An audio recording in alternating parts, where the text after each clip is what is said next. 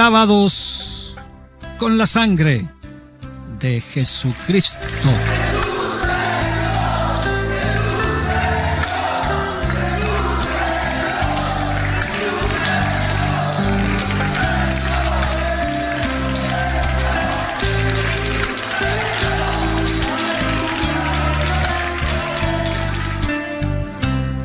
Al comenzar quiero decir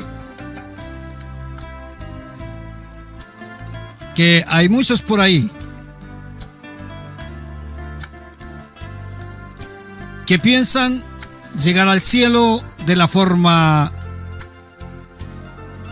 más fácil, sin complicaciones, sin compromisos, sin ser lavados con la sangre de Cristo, y así estar al frente del trono de Dios. Pero contando con el respaldo de la palabra de Dios, les digo a todos esos que de esa manera será imposible entrar a la presencia del Señor.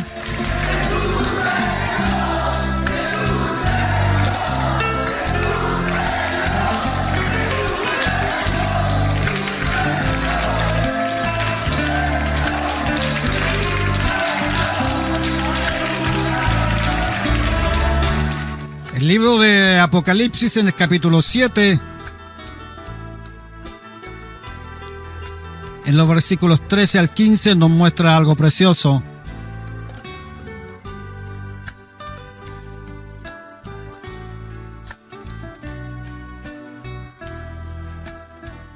Juan dice que entonces uno de los ancianos habló,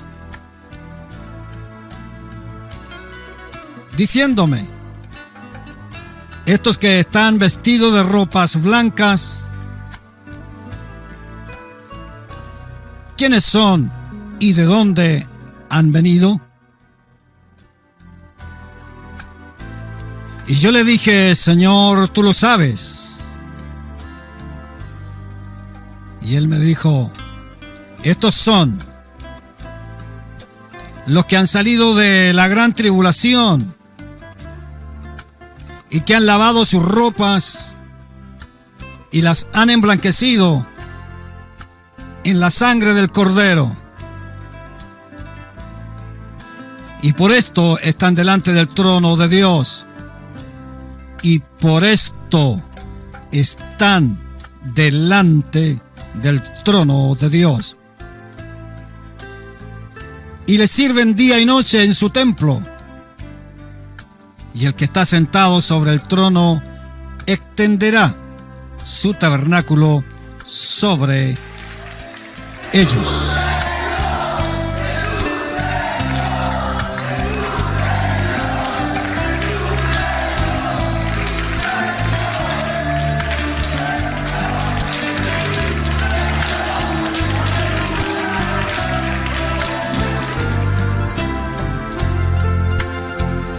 Me gusta porque estos versículos que encontramos aquí en la palabra de Dios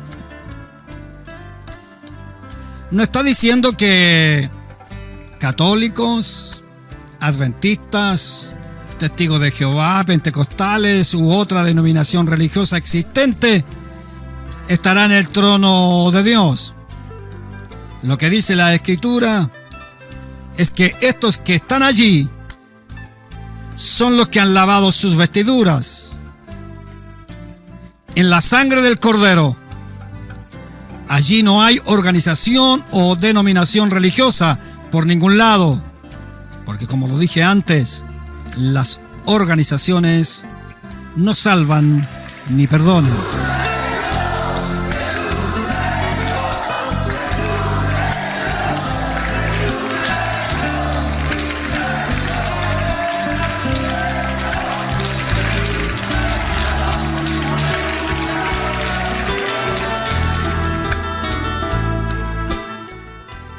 Hemos aprendido por la palabra de Dios que nacimos con una mancha muy difícil de quitar. Y esa mancha es el pecado.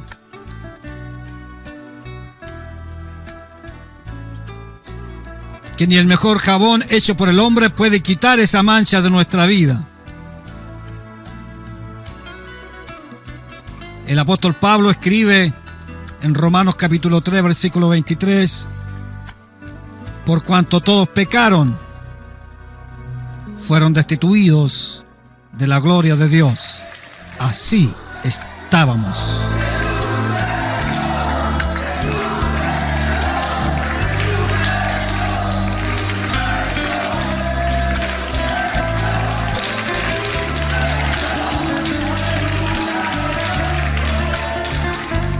Pero damos gracias al Señor que tenemos la solución. Y Dios dice en Malaquías 3:2 que Él es la solución.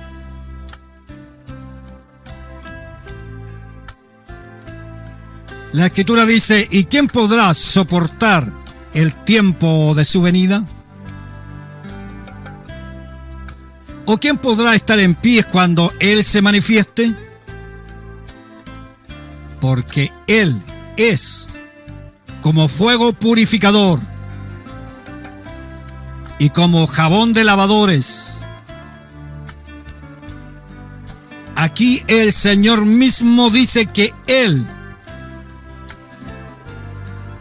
es el que nos limpia de todo pecado.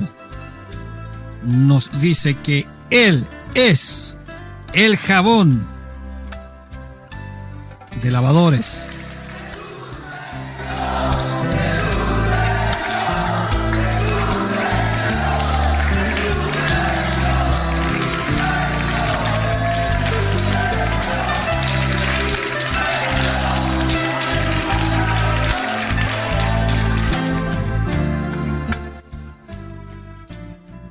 En el Antiguo Testamento se hacía sacrificio de sangre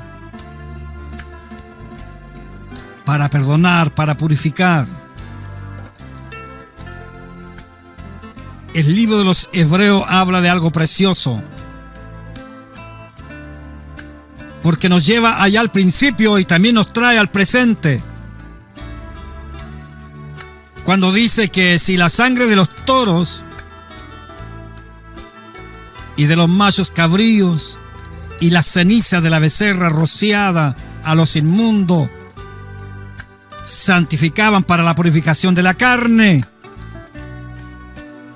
escúcheme, cuánto más la sangre de Cristo, el cual mediante el Espíritu eterno limpiará vuestras conciencias de obras muertas para que sirváis al Dios vivo. Y casi todo es purificado según la ley con sangre, y sin derramamiento de sangre no se hace remisión. Por lo cual también Jesús, para santificar al pueblo, mediante su propia sangre, padeció fuera de la puerta.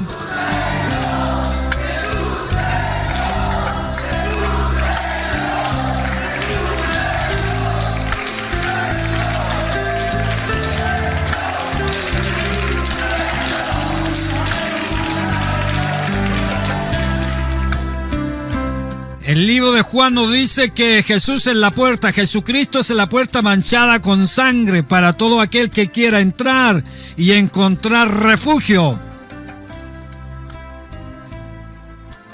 Cualquiera que busque otra puerta comete un grave error. O cualquiera que muestre otra puerta no solo comete un error, sino que se convierte en asesino de las almas y en un ladrón. porque solo la sangre de Jesucristo es mayor que la de los toros.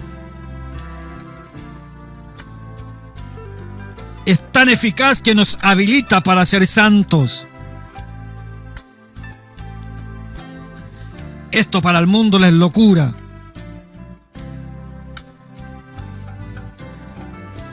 Pero damos gracias a Dios por su sangre.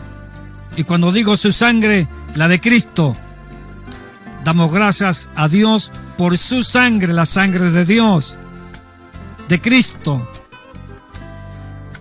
a la cual podemos recurrir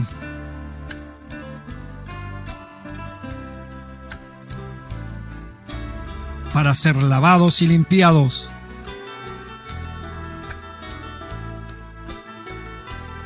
Juan, conociendo esta verdad, en la primera carta, en el capítulo 1, versículo 9, dice: si confesamos nuestros pecados, Dios es fiel y es justo para perdonar nuestros pecados y limpiarnos de toda maldad.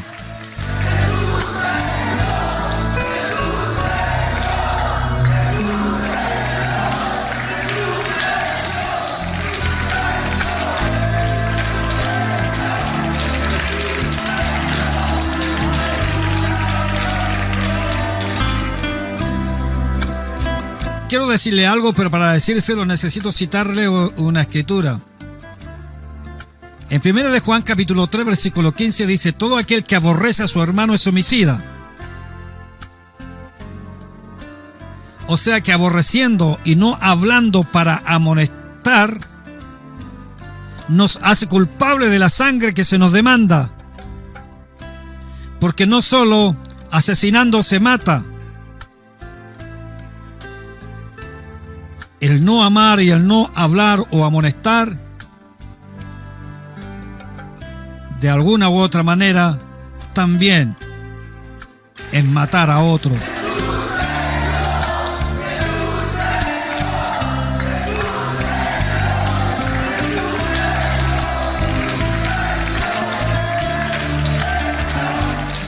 Demos gracias al Señor,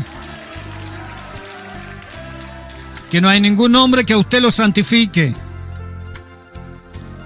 Ninguno. No hay ningún hombre que tenga la capacidad de limpiarle a usted, ni de transformarle su corazón, ni su vida, ni perdonarle sus pecados. El único que santifica es Dios. Y cuando la Escritura dice que Jesucristo perdona pecados, es que Jesucristo es el verdadero Dios. Él es el que santifica. Y lo hace con su sangre, a la cual la Escritura la llama la sangre del Cordero. Así que usted y yo somos santos solamente por Él. Por la sangre de Dios, Jesucristo. Jesucristo es la sangre de Dios. Y hemos sido salvos por Él, por el Señor.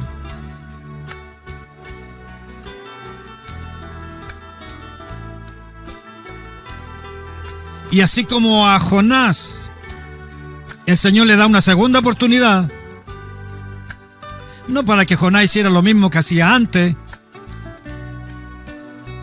hiciera lo que él quería hacer, desobedeciendo a Dios, no, sino que ahora para que se comportara como un hijo de Dios, como un profeta de Dios. Para eso el Señor hizo que el gran pez lo vomitara en tierra. Bueno, lo que quiero decir es que el Señor nos salvó,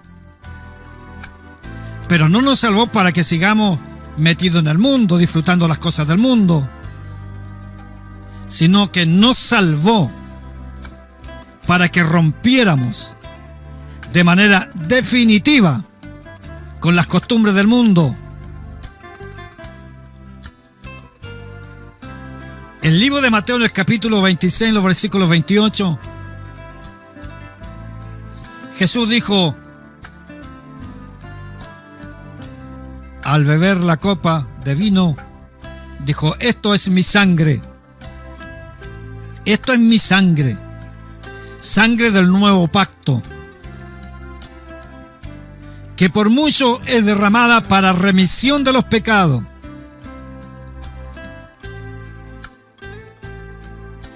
Y en el libro de Juan, en el capítulo 6, cuando toda esa gran multitud no entendió absolutamente nada, pero Jesús lo dijo, el que come mi carne y bebe mi sangre tiene vida eterna.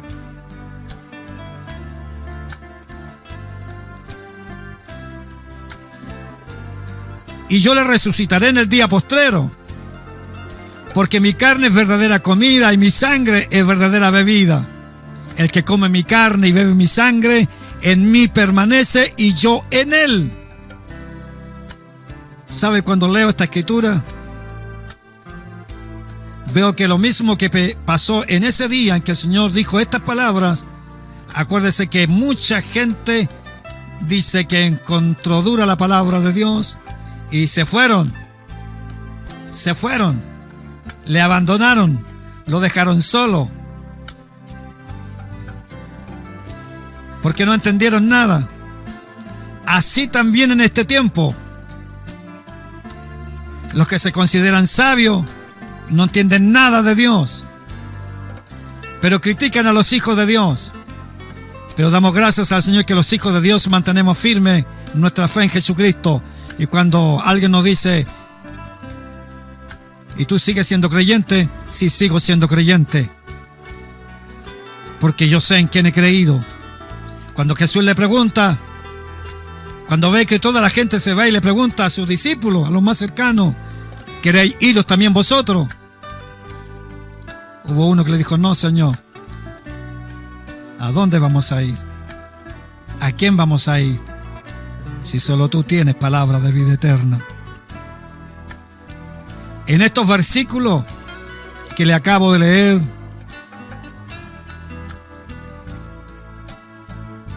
todo queda muy claro. La vida de la carne en la sangre está.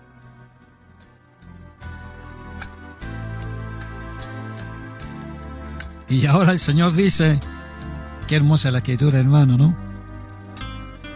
El Señor dice que a todos los que creen, para que creyendo ahora, dice, tengáis vida en su nombre. O sea que en el nombre viene el poder de la sangre que perdona y salva. Porque vamos a tener vida en su nombre. En ese nombre hay un nombre. Hay un nombre, hermano, que es por sobre todo nombre, que trae el poder de la sangre.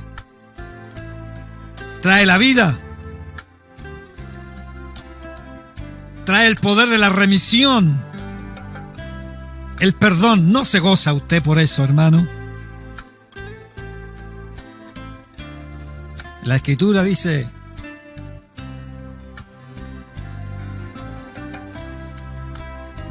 que la vida está en la sangre y que ahora está en el nombre de Jesucristo.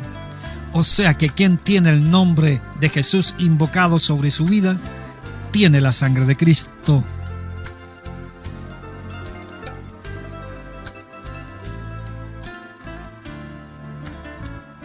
El apóstol Pablo en Efesios capítulo 1, versículo 7, exaltando a Jesucristo, dijo, en quien tenemos redención por su sangre, y tenemos el perdón de pecados también según las riquezas de su gracia. Y Juan dice lo mismo, pero ahora de otra manera.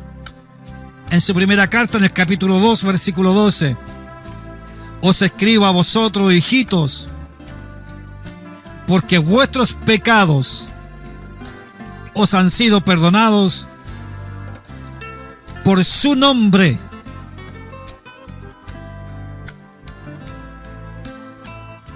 Por su nombre. O sea que el perdón es por su nombre. Porque su sangre está en ese nombre.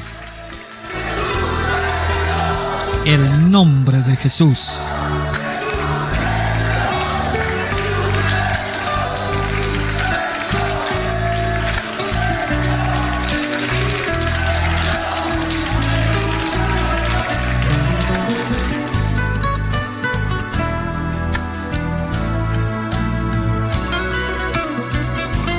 Pregunto en esta hora, ¿usted tiene la sangre de Jesús?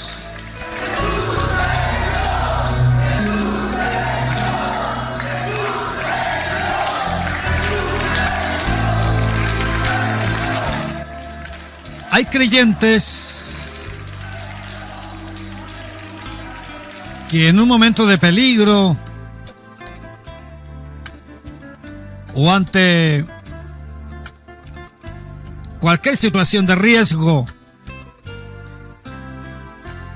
invocan la sangre de Cristo diciendo: Señor, cúbreme con tu sangre.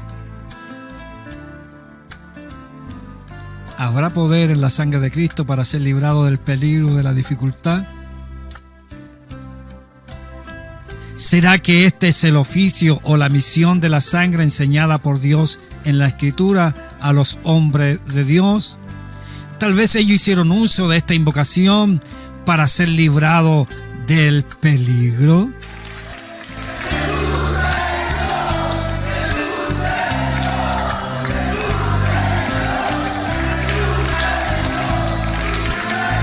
Bueno, lo digo de inmediato, no, ellos nunca hicieron eso. La sangre no los cuida nada, no nos cuida nada del peligro. Observe lo que dice la Escritura. Esto era y alguno, mas ya habéis sido lavados, y ya habéis sido santificados, ya habéis sido justificados en el nombre del Señor Jesús y por el Espíritu de nuestro Dios. No en la sangre, sino la sangre en el nombre de Jesús. Lavado, santificado, justificado en la sangre. Pero Pablo dice que en el nombre de Jesús, porque en ningún otro hay salvación, porque no hay otro nombre bajo el cielo dado a los hombres en quien podamos ser salvos. No hay otro nombre que tenga la sangre de salvación. En Apocalipsis 12:10.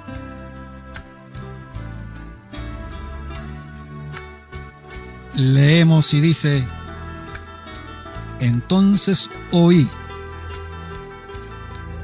una gran voz del cielo que decía: ahora ha venido la salvación, el poder, el reino de nuestro Dios y la autoridad de su Cristo, su sangre.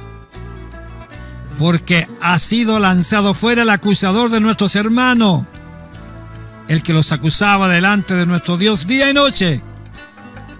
Pero ellos le han vencido por medio de la sangre del Cordero y de la palabra del testimonio de ellos, y menospreciaron sus vidas hasta la muerte.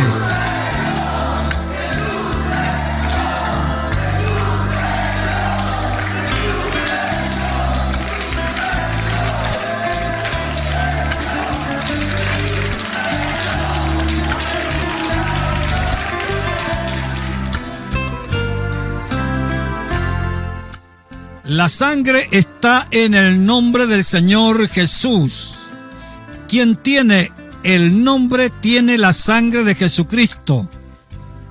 Él es la puerta manchada de sangre para todo aquel que quiera entrar y encontrar salvación.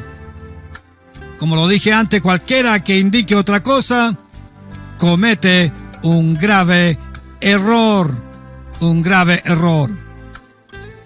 En el libro de los Hechos, en el capítulo 22, versículo 16, Ananías le dijo a Saulo: y ahora pues, ¿por qué te detienes? ¿Por qué te detienes?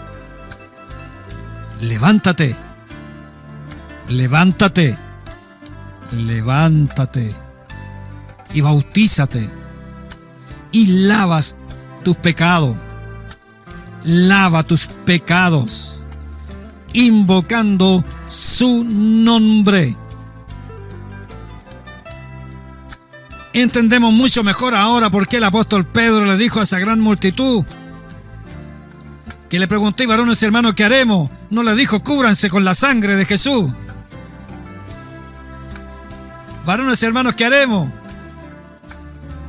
Cúbranse con la sangre de Jesús. No, hermano. Pedro le dijo: arrepiéntanse y bautícense cada uno de vosotros en el nombre de Jesucristo, el nombre que tiene la sangre con un poder para perdonar. En el nombre de Jesucristo, para el perdón de los pecados, y recibiréis el don del Espíritu Santo, porque para vosotros es la promesa, para vuestros hijos, para todos los que están lejos, para cuanto el Señor nuestro Dios llamare.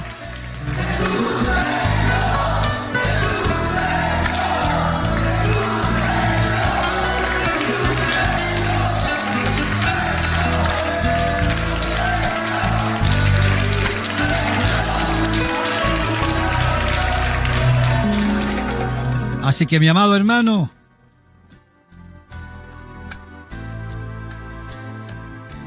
la sangre de Cristo no solo redime a los creyentes del pecado y el castigo eterno, sino que su sangre purificará nuestras conciencias de todas aquellas obras muertas. Y me gusta lo que dice Hebreos 9:14, para que podamos servir al Dios vivo. La sangre de Cristo purificará nuestras conciencias de todas las obras muertas, para que podamos servir al Dios vivo. Si usted todavía no recibe la sangre de Cristo en su vida,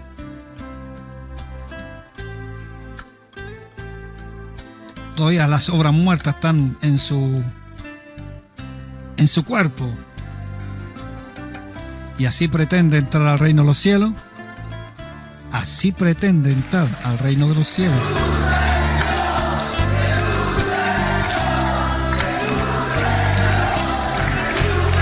Una vez más, cuando digo su sangre purificará nuestras conciencias de obras muertas para servir al Dios vivo, esto significa que no solo somos ahora libres de ofrecer sacrificios, los cuales son inútiles para obtener la salvación, sino que somos libres de depender de las obras inútiles e improductivas de la carne para complacer a Dios. Ninguna de sus obras que usted haga van a complacer a Dios. Si no se arrepiente, no le sirve de nada. Solamente la sangre de Cristo nos ha redimido ahora. Y al redimirnos, nos transforma en una nueva criatura. La sangre, no el agua. Por su sangre somos liberados del pecado para servir al Dios vivo, para glorificarle, para gozar de Él por toda una eternidad. Recuerde que Cristo abrió el camino que estaba cerrado cuando allá se rasgó el velo. Me estremece leer lo que dice la Escritura. Mas Jesús, habiendo otra vez clamado a gran voz, entregó su espíritu. Y al instante, dice, el velo del templo se rasgó en dos, de arriba abajo. La tierra tembló, las rocas se partieron, se abrieron los sepulcros, y muchos cuerpos de santos que habían dormido se levantaron. Mateo capítulo 27, versículos 50 al 52.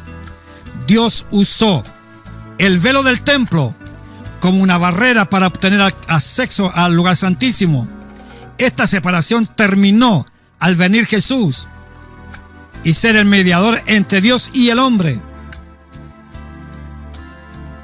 Y Dios fue manifestado en carne, vino y cubriendo con su sangre la cruz de la maldición, puso fin a mi antigua manera de vivir y a su antigua manera de vivir. Fuiste rescatado, dice el apóstol Pedro en 1 de Pedro 1:18. Fuiste rescatado de vuestra vana manera de vivir, no con cosas corruptibles como oro o plata, sino con la sangre preciosa de Jesucristo.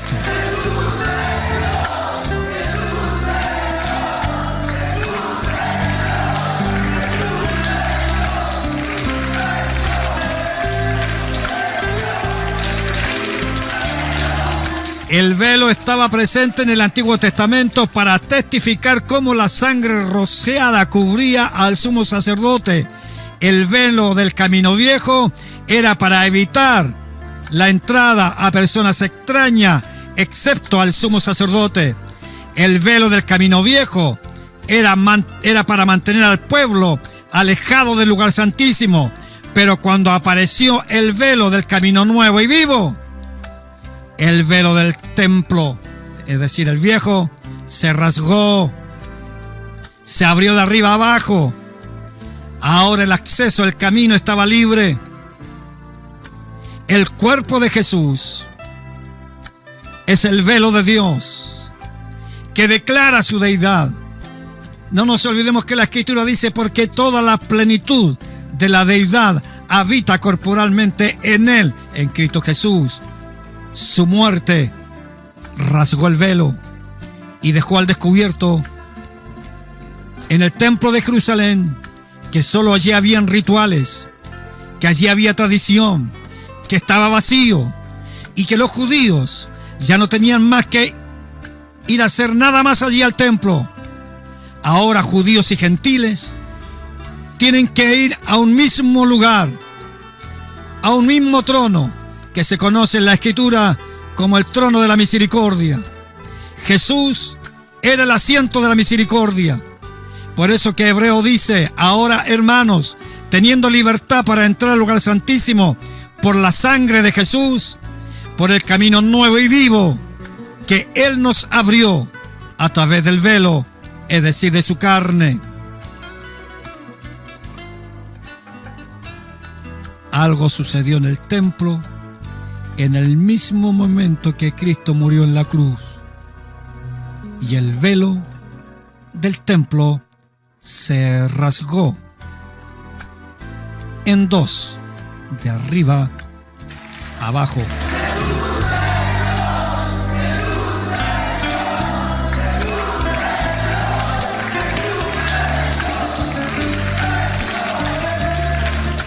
Ahora usted conoce la puerta, conoce el camino nuevo y vivo que está abierto para que usted tenga acceso al asiento de la misericordia. Que el Señor Jesús les bendiga.